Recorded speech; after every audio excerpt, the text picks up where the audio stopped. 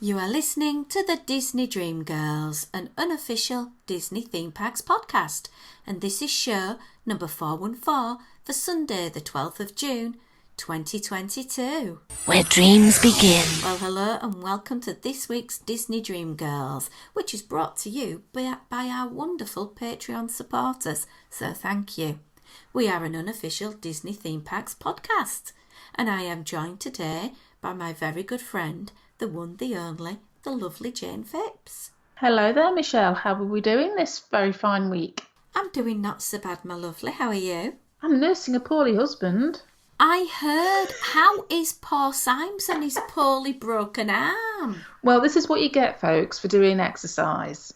You see, it's a dangerous thing to be doing, this getting fit malarkey. He was doing sprints and slipped on a bit of mossy-covered ground.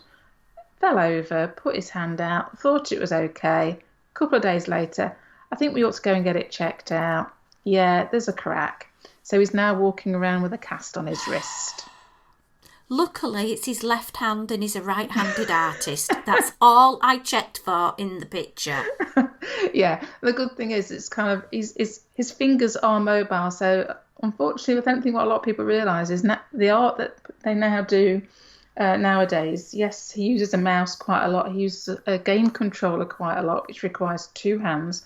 But a lot of the time, it's keyboard as well. There's lots of control keys, etc., to get to do the 3D art that he does. So the first day it was a little bit tricky, but now he's in the cast, he can actually get on surprisingly well. So yeah, he can still work, fortunately or unfortunately, depending on how you want to look at it. But yeah, there's a little bit of, Jane, can you just do?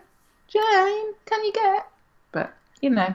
And how convenient. It was the first full week of your retirement, properly. I know. I mean, this was the only thing we did say. Thank goodness it kind of happened at this point where I'm not being, I joke about it, but I'm not being inconvenienced because obviously I'm not working anymore. So getting him to hospital for an x-ray wasn't an issue. And we've got an appointment next week for the fracture clinic. So we'll see exactly how long he's going to have to stay in cast for. So watch this space.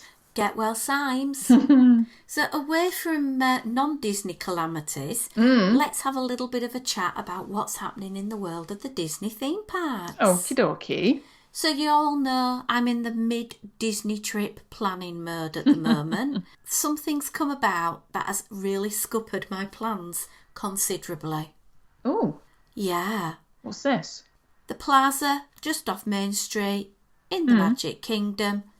Nice sandwiches, amazing ice creams, somewhere to sit down with a castle view if I'm lucky. They had a special menu item that Caroline and I were salivating at the sheer prospect of it tantalising my tongue. Okay. It was a Monte Cristo a la Walt Disney World. Oh, yes. I've read about these, yeah. They've only gone on taking it off the menu. Oh, no. Why is that? Because they're stupid. Oh, okay. I don't know the reason. It's no longer on the website. I'm going to still book it as a reservation in the hope I can go with my sad face eyes and say, look, just get me a sourdough cheese and ham sandwich, dip it in some donut batter, deep fry it, cover it in icing sugar and serve me. I'll be happy.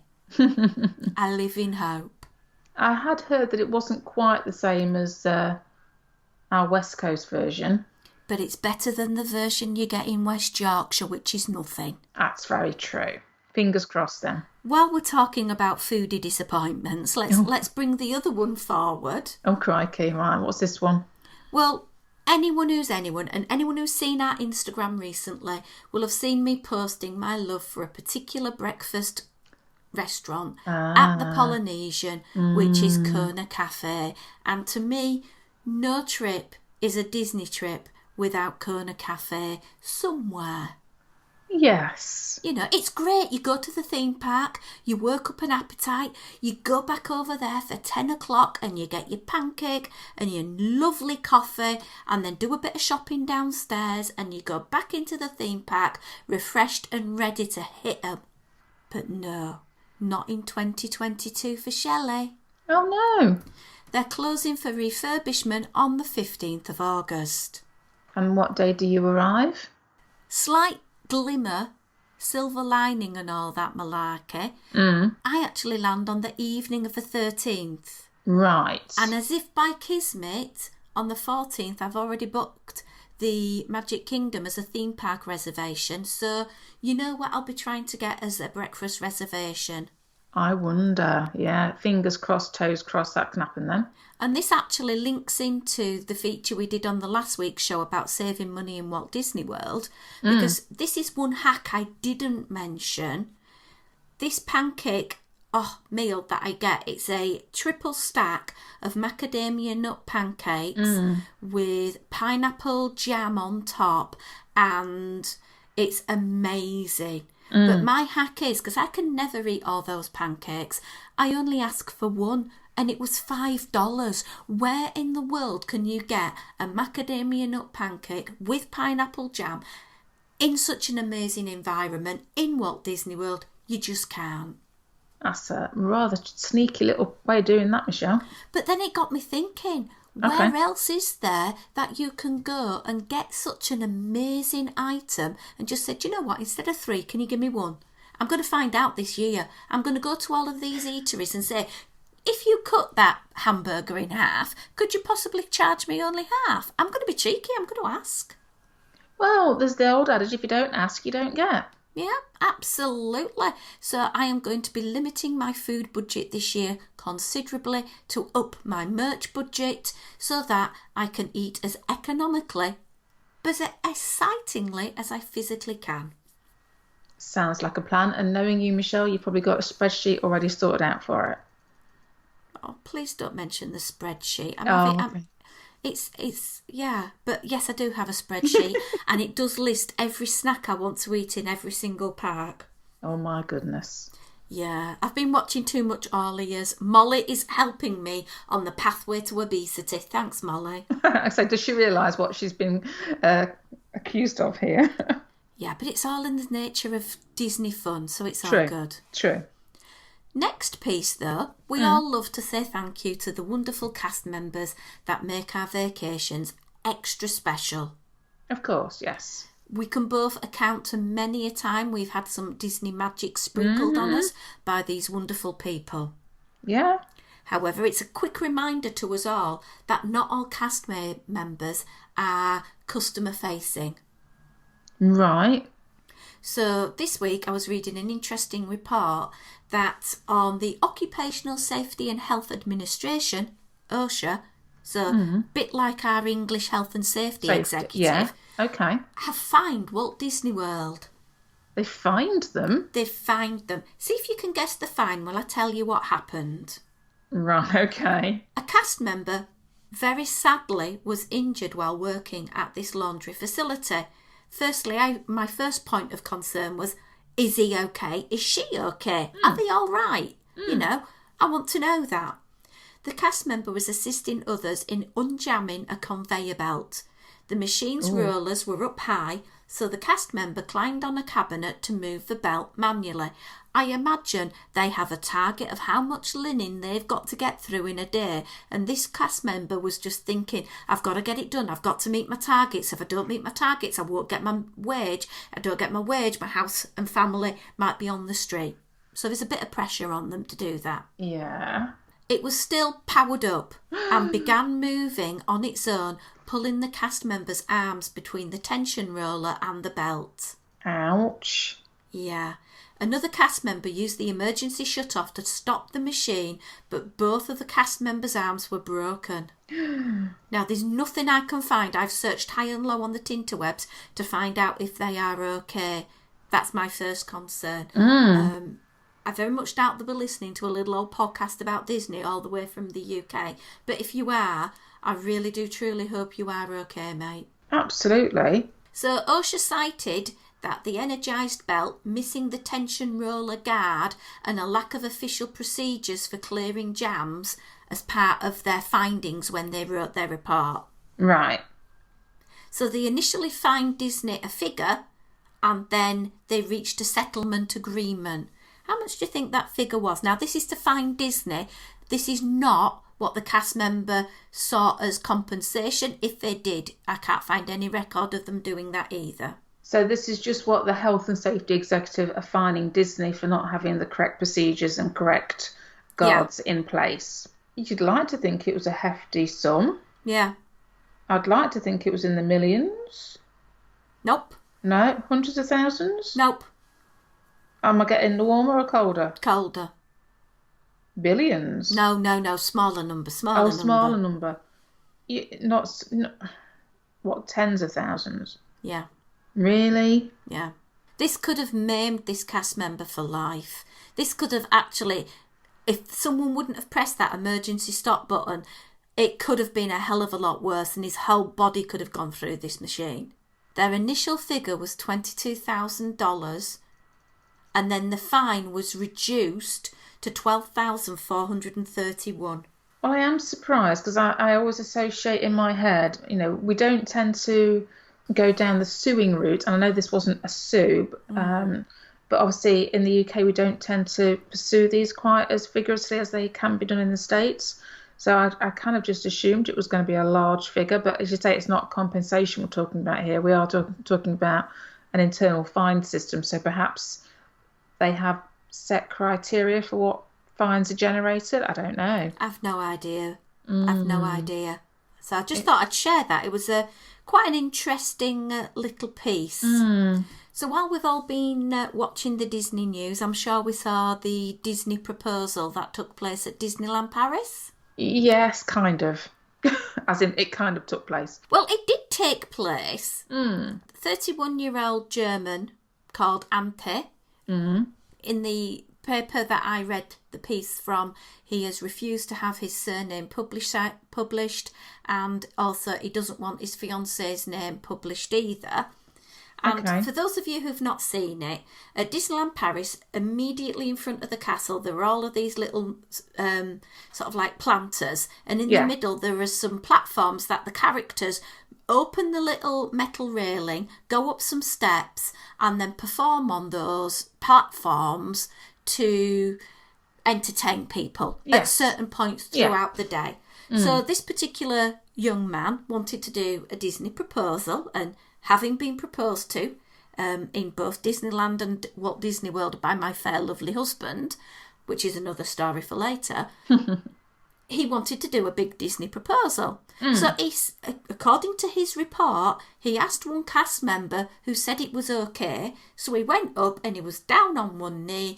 The ring box was open and a cast member came across, got the ring and asked him to follow him down and escorted him off this area. And I don't want to go into the rights and wrongs of what that cast member did, because I think that's a whole hornet's nest and I don't want to go there. But this is what he said about it. Okay. In a phone interview with The Times on Monday, the 31-year-old Ante of Germany confirmed that Disney has offered him and his fiancée a free weekend at a Disneyland park and hotel of their choice. However, he doesn't plan to accept. I don't want to visit Disneyland anymore. They can't give us back the moment, and that's the only thing I want, to get a second chance. He doesn't want to go and get the freebie they've offered. Okay. Which, if you're thinking of a Disney weekend, even if he's going, because the most expensive hotel at the moment is Hotel Marvel, you're looking at round about maybe $600-700 a night. Giving him $2,000, not a really massive amount of compensation. No, it's a difficult one, isn't it? I mean, we could get into all sorts of conversations with this, Michelle, and I'm not quite sure, how deep you want to go into this, because there's lots of sides to a story, I think is all I shall say. It's a strange one, isn't it? Because obviously, you've got one cast member doing one thing, one cast member doing something else, miscommunication going on. They've had their very special moment, for all intents and purposes, ruined. How do you compensate something like that? Well, some companies wouldn't have, because I know a lot of people that go there and do that. Technically, I do believe you are supposed to liaise with Disney first, beforehand, and you can get maybe the PhotoPass photographer involved and things like that, because at the end of the day, a proposal in Disney does tend to get a little bit of extra recognition and drives forward people wanting to go and visit there. But when it comes into the part that it might cause a safety concern or something that means the park can't operate as fluently as it should, then it gets problematic.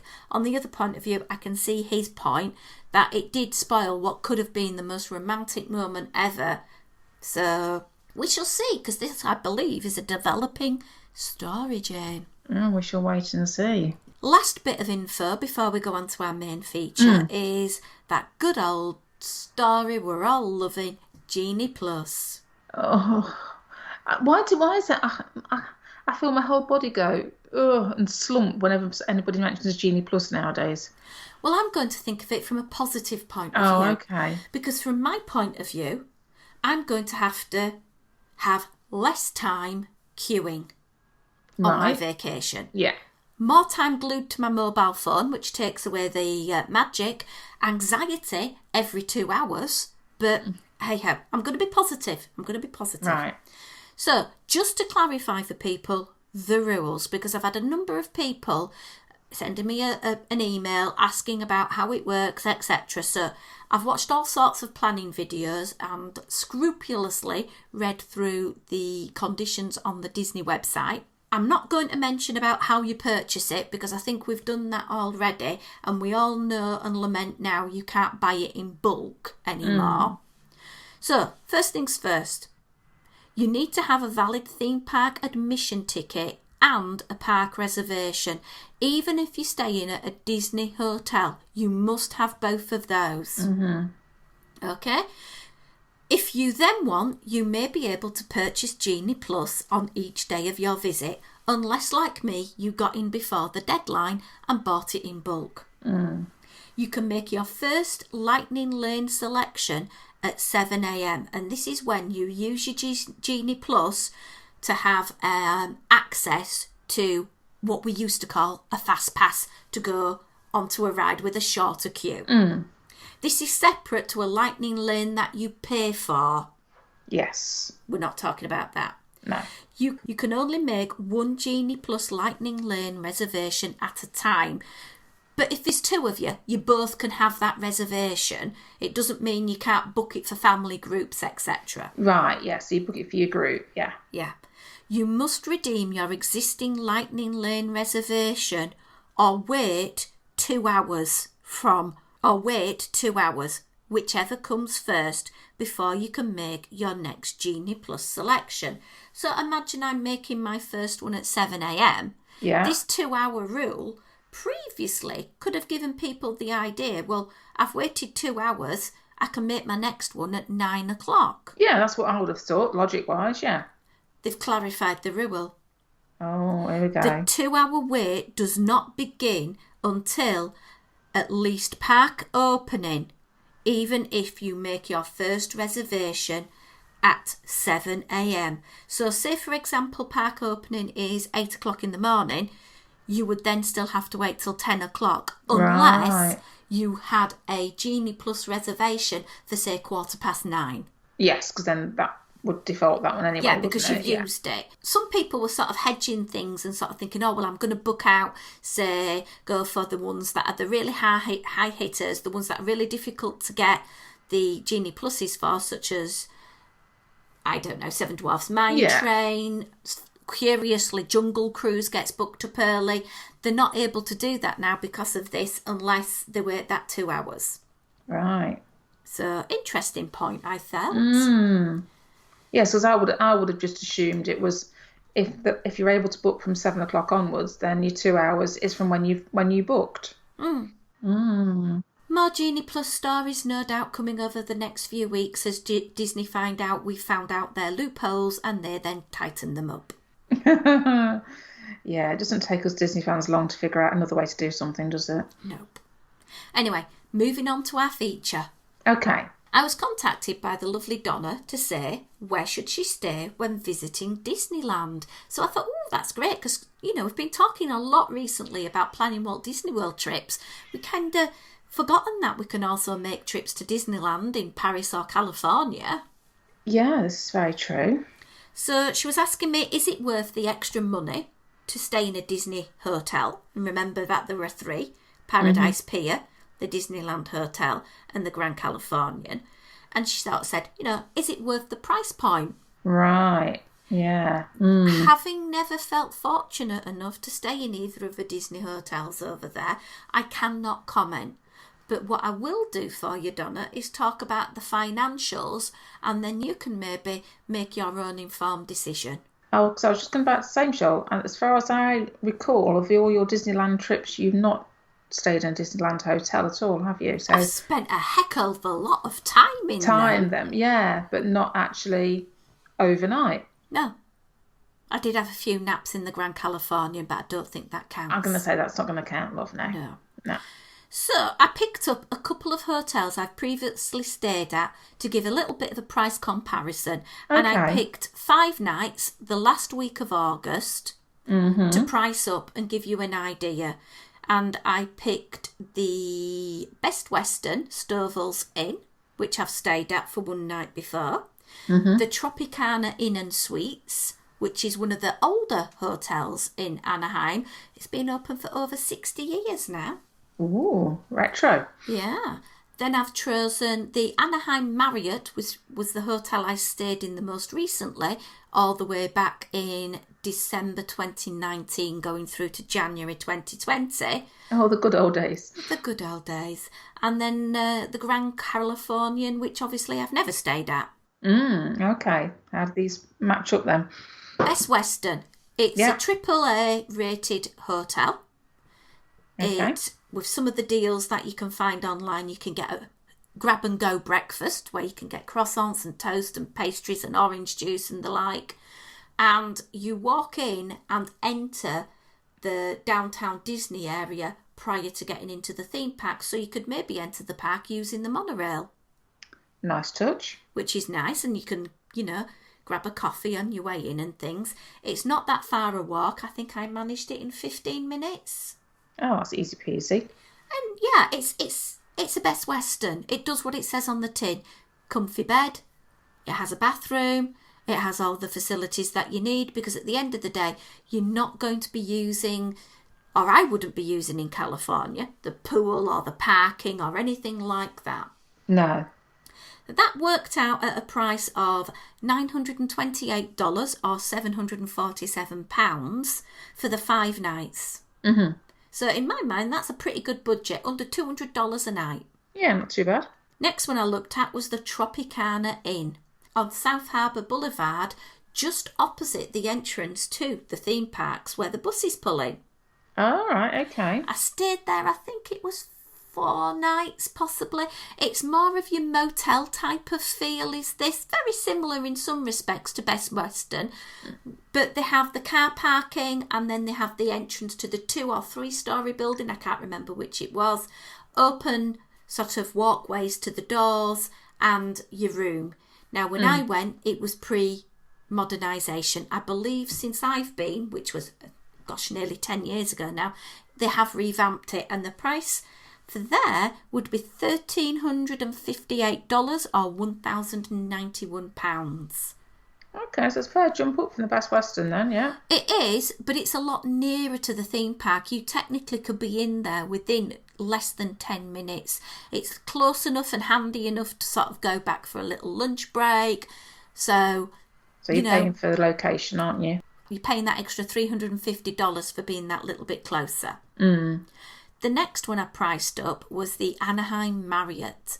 And as I say, I've stayed there. It is the most luxurious hotel. The staff were amazing. The bed comfort was fantastic. Really good. Not very good if you're travelling with a vehicle, because their parking rates are huge. Right. It's a little bit further out than the other hotels I've mentioned, because it's down by the Anaheim Convention Centre. So you do have that long walk up South Harbour, or if you're a bit sneaky and devious, you could walk across to Toy Story bus station and get a bus, or you can avail yourself of the local bus transportation that'll take you up to the park. But I always like to walk up and call in one of the shops and get a drink or something on my way. That's got an amazing deal on at the moment. Right. $737 or £592. So a better class of hotel for almost the same price as the Best Western. $200 less. Wow. So I know where I'm staying. Yeah, that's got my tick. Yeah. Grand Californian, we all know the plus points. It's got its own entry point to DCA. It's a Disney luxury hotel. It's got an amazing pool. It's got all the amenities that you could possibly wish for. But its price tag for the very same nights for 2 people, $4,888.57 or £3,925. It doesn't come anywhere near close, does it? No. I do not see, for me personally, that extra value. My money would be definitely at the Marriott, and I'd be saving over $4,100 on Dooney and Burke purchases. Well, yeah, this is the thing though, isn't it? It's like, I don't think any of us mind paying a touch more to get a little bit of Disney touch or a little bit of added extra luxury, but that price point is humongous. And that's just a basic entry-level room as well, Jane. Wow. So that's not even before we decide to get fancy pants about it all. No. Other places I've stayed at on South Harbour, I've stayed at the Red Lion, which is very popular with us British. It's a little bit more of a basic hotel. I'd slightly put it at a better level than the Best Western. And as a female, I've stayed there on my own. So I do feel it's a safe place to stay at. It's just literally out the reception and you're on South Harbour, and it's about a 15-minute walk. It's about 5 minutes nearer than the Anaheim Marriott. Okay. Now, for booking these hotels, I very rarely go direct. I've tried booking companies such as Booking.com, Hotels.com, Priceline. Priceline sometimes will do a deal, undecided 4-star hotel in the Anaheim convention area. Every time I've booked that deal, it's always turned out to be the Marriott, and I have had an absolute scoop of a deal. Oh, interesting. So that's something for you to consider as well. When you went to Disneyland, Jane, where did you stay? Oh, I knew you were going to ask me that one, Michelle. And I've been sat here listening to you thinking, she's going to ask me that question. And I'm trying to think. And I know it was something to do with the castle. Oh, that one's shut down now. Oh, there you go. One visit from the Phipps family and that was it. That was enough for it. I was actually really it suited us down to the ground though, because it was our first time visiting and there was a free shuttle to get us to the downtown Disney area. So it worked really, really well. Whether we could have walked it or not, I don't know, because I never looked into it, to be fair. But I got my mum and dad with us at the time, so the shuttle was the option that we were going for. Yeah. So, you know, it did the job that it was intended to do. Just to give you a bit more information, that hotel where you were mentioning, Jane, it was very near to the Red Lion Hotel. Oh, was it? Ah. I'm going to have to go on the Google machine in a bit when we finish recording and look now to refresh my memory. It's a lot of years since I was there, Michelle. It was 2010. True. And I've just slept the odd once or twice since. My brain's not as good as it once used to be. Just the odd once or twice. Just the odd once or twice. So I hope we've helped you out with that, Donna. Let us know what you decide to book. And I think you are planning on going in the July-August sort of window. So give us a shout. I'm more than happy to help you with your planning. Marriott for me, I think. And me, Jane. Let's book it today. Okay, off we go then. Anyway, lovelies, if you have any top tips you want to share about Disney travel, Disney theme parks, or anything to do with your Disney loving life, share them with us at DisDreamGirls on Instagram or Twitter, or our Disney Dream Girls podcast family page over on Facebook. And you can also get extra content from us in return for supporting the show over at patreon.com/Disney Dream Girls. But until next time, it's a goodbye from me. And goodbye from me.